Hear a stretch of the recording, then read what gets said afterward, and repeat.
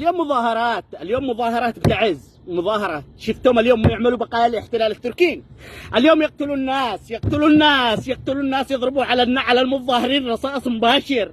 اليوم الاتراك يقتلوا ابناء تعز، اليوم يجازوا ابناء تعز، اليوم الاسرائيليين يجازوا ابناء تعز اللي خرجنا معاهم ب 2011 يجازونا.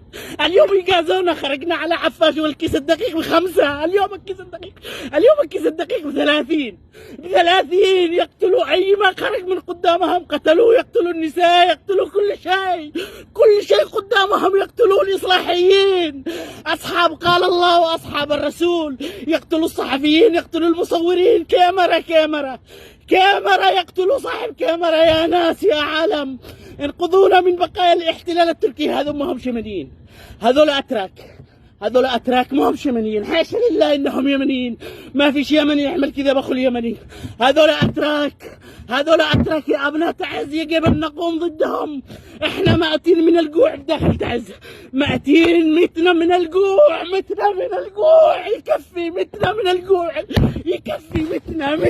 الجوع، تعز تموت، تعز تذبح، تعز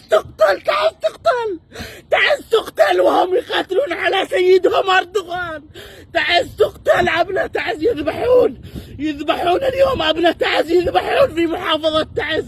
من أبناء جلدتنا من يسموا أنفسهم إنهم من تعز اليوم يذبحونهم داخل تعز.